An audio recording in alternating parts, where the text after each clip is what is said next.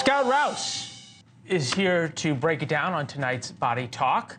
We'll get to Fani Willis and the former president in a moment. But first, I'm wondering, when you said he said I should clear my mind, what you read his body language as. He was in a redirect situation there. I think he lost where he was, didn't know what to say next.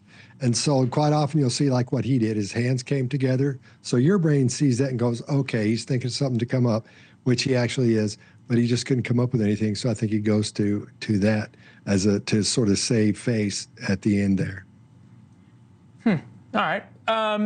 Donald Trump moments ago talking about the $350 million plus verdict against him.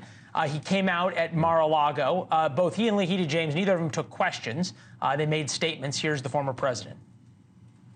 They want me out. Oh, let's see if we can get them out. These are radical left Democrats. They're lunatics, and it's election interfering.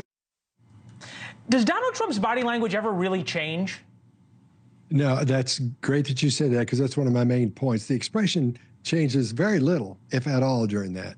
And he's in that classic Trump with the elbows close to his torso and illustrating. We call these illustrators because that's when your brain is illustrating or emphasizing specific words and phrases, like I did just then, specific words and phrases.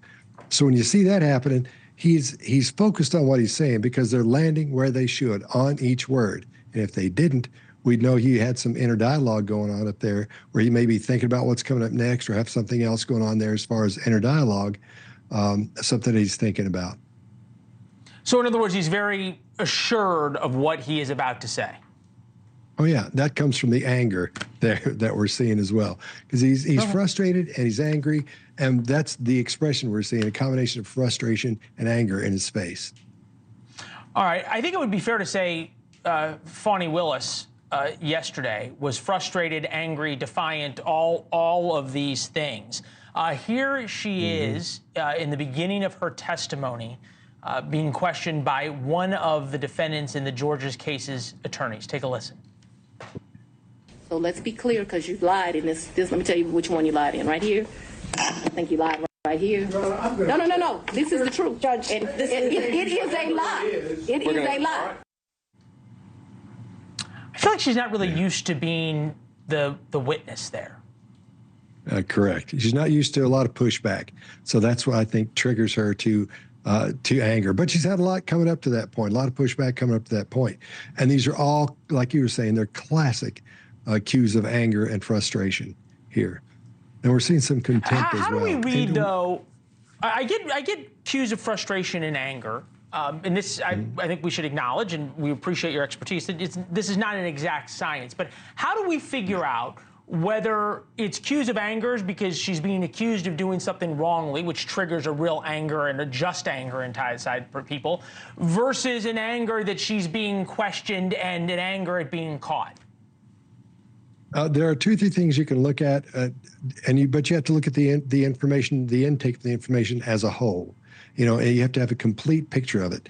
So the only thing body language experts can do are tell you what they see in the behavior they're witnessing right then, unless, of course, it's in an interrogation and you've gone through a couple of hours of dealing with the person, you get a baseline on them, and you get a pretty good idea of where they're headed.